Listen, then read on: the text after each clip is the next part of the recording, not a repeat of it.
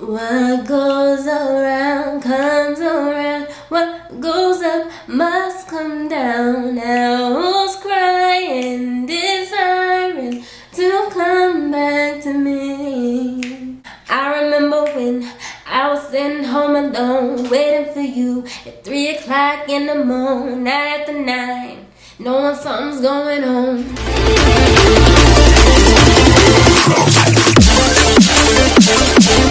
CherishingFlo fan, welcome back to my channel where we all about love, positivity, being a girl boss, and everything in that vicinity. In today's video, we are doing a Sunday story time, although I'm not sure if it's going to happen on Sunday or Saturday or Wednesday because it is a part of October. But we're doing a story time. In today's story time, I'm going to be talking about one of the worst dates I have ever been on with one of the worst people that I have ever had the displeasure to meet. If you're new to this channel, then go ahead and subscribe and turn on your notification bell so you don't miss any future girl boss videos and story times and hair videos and vlogs and all that good stuff. If you're not new to this channel, then welcome back. Thank you for being here. Thank you for loving me as much as I love you. And yeah, let's get into the video. So to be honest, I really don't even remember how I met this guy. I just remember the night of the date. I remember it was like, I was already an adult and I was supposed to meet him at Walmart, and he was this rich bougie guy, but I didn't want him to know where I lived because I didn't know him. So I told my best friend I was going out. This is like literally because I only met him once and I went on a date with him once and I never spoke to him again. So I don't remember like details. But we went on this date and we met at Walmart and I got in the car with him and we went out of town. And I remember at first I was thinking he has a really nice car because he had a really nice car. Like I don't remember what kind of car it was. It might have been like a Ferrari or a Mustang or I don't know cars, but it was sexy. And it was gray or silver, I don't know. And we went out of town and we went to this really fancy restaurant. He told me to dress all fancy, so I did. And I was wearing a nice little dress that had a slit in it. I was cute or whatever. I was wearing heels, had my makeup done, and my twist out was pretty daggone curly, if I do say so myself. We're going to the date and everything's fine. You know, I don't really like fancy stuff. I'm not a super duper fancy person. Like, that's not really who I am. But no guy has ever done that for me. Like, that's never happened. I was like, oh snap, this is fancy. They got the white tablecloth. Everything's, you know, all, they had escargot on the menu. I didn't order it because ew. But, you know, they had it on the menu. And I was sitting there thinking like, oh, this is nice. Like, it's so beautiful. The candles, the people, everything was just so elegant and pretty and nice. And I really liked it. But I was a little uncomfortable because, you know, I'm very used to chilling, being comfortable. But I liked it. And, you know, the whole time, so we started talking and we were conversing and I started to realize that he really liked to talk about himself. Like, he was talking about all the stuff that he does and, you know, how he goes on this yacht and how his father owns this business and that business and he's going to take over the family business one day. And, you know, he really feels like, you know, he's going to meet the right woman. She's going to be his wife. This was an Italian/white guy. And he was like, you know, I'm gonna take over the family business and everything's gonna be da-da-da-da. And then he was like, and I was asking, so what are you looking for in a woman? He's like, you know, someone who's submissive, who's seen but not heard. And I was sitting there like, you're gonna hear me a whole lot of. So I was already thinking like, this is not gonna work because I am not the seen and not heard type. Oh, you're gonna hear me. Okay, but that's not even where things get bad. He's going on and I'm starting to see we're not compatible, but you know, I'm thinking, well, maybe we can be friends or whatever. But then there's this guy behind me on the phone. Our chairs were like really close together, so I heard him on the phone and he was loud. At some point he started getting louder. And so I turned around and said, excuse me sir, can you please bring your voice down? I can't hear my date. And the guy turned around and looked at me and then turned back around and continued talking on the phone. So I'm like, I look at my date and he acting like, this dude was acting like he did not see that had just happened. He's sitting there looking at his menu like, I was like, now you know you just saw that. But I was like, okay. So I waited a couple minutes to see if he tried to bring it down, but he didn't. So I was like, excuse me, sir. Can you please try to bring your voice down? I cannot hear the guy. I'm talking like you're trying to have a conversation. I can't hear him because you're talking so loud right here. My earbuds are close together. Not being polite. I'm being, you know, ladylike about it. Because if we had been anywhere else, I'd be like, excuse me, sir. But I was like, excuse me, can you please? You know, I'm trying to talk to whatever. And he was like, he said, little girl, stay in your place and stop talking. I'm on the phone, blah, blah, blah. And I was like,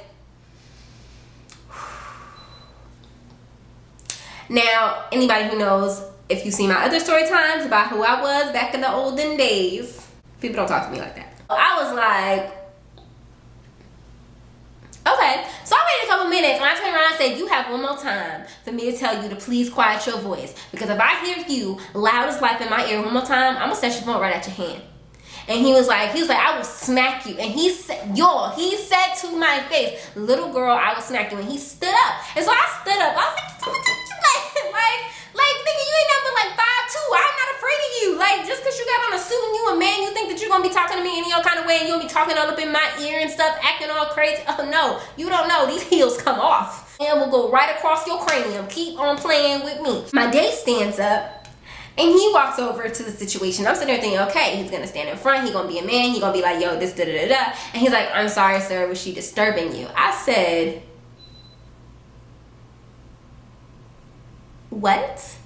And the guy was like, yeah, I'm on the phone, keep your lady in check. And he was like, I apologize, da da da da, it won't happen again. And he looks at me and said, let's just switch seats. And I was like, so you want him all yelling in your ear? That's cool with you? And he was like, he said, let's just switch seats. So we switched seats. The rest of the evening, pretty much awkward as crap. Like, we're just both sitting there. He's trying to talk to me, but then I'm just like, I want to go home. Like, I don't even want to talk to you no more.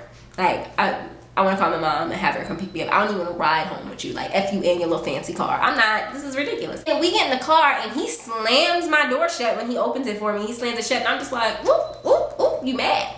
So then he gets in the passenger seat. He's like, I've never been so embarrassed in my life. And I was like, you're embarrassed? You're embarrassed. I'm embarrassed that I walked in there with such a wimp of a man who can't even defend me with some a-hole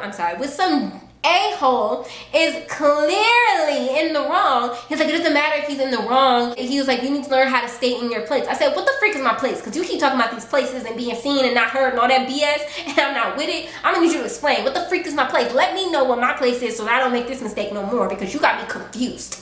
And then he was like, you are a woman. You need to make sure that you are not talking to other people with such sternness in your voice. Like, you talking like in a place of dominance. Y'all, this sounds like something that don't even really happen to people in real life. And it's never happened to me before then or after then. I'm sitting there in shock. I'm looking at him like, who raised you? Like, this is really how you were raised? And he was like, how can I defend you when you're talking at the man? He was like, you threatened to take the man's phone. I was like, but you heard me 2 times before then ask the man to please quiet his voice down. He was like, okay, so if he didn't, then just ignore it. It's like, you're not supposed to, make a scene or cause attention to yourself. And I was like, that man is causing attention to himself. And so I'm not gonna sit there and let somebody make my evening uncomfortable because he cannot have common decency and courtesy not to yell on the damn phone while we're having a dinner. And so at this point, I was done arguing with the guy. I was like, you know what?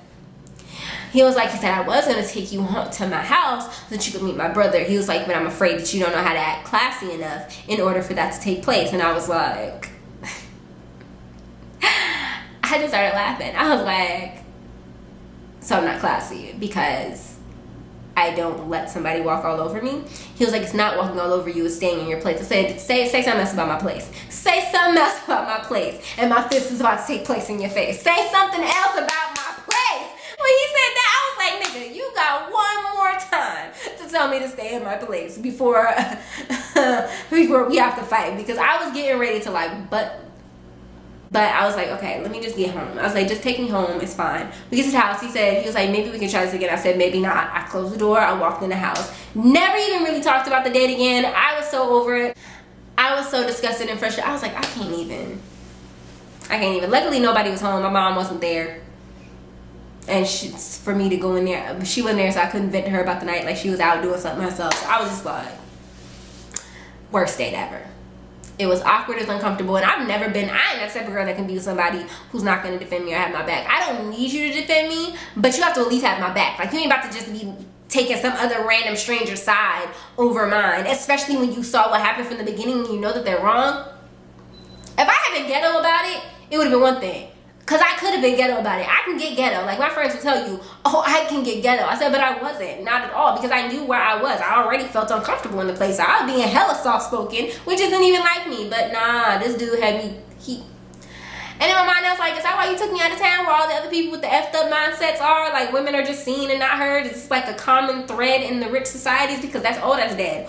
Ooh, that's dead. Ooh, that is dead. Not me. And actually, for a long time, that experience with him actually changed the way I felt about wealthy people. I actually didn't have a thought process about wealthy people, but it started to make me feel like wealthy people are really uppity and they don't know how to talk to people and they feel better than everybody else because they're uppity and they're disrespectful. Like, I had all types of literal inferences based off that one situation. But since then, you know, I've changed my mind. I know that not everybody's the same, and trash people are trash people whether they have money or not. So, and that dude had money, like, trust and believe. I already knew. I saw his house, I saw what his dad did, all that good stuff. I know he had money, but it wasn't worth it. Money's not enough for you to talk to me like you crazy. Oh, the devil is a liar. I got a free meal out of it though.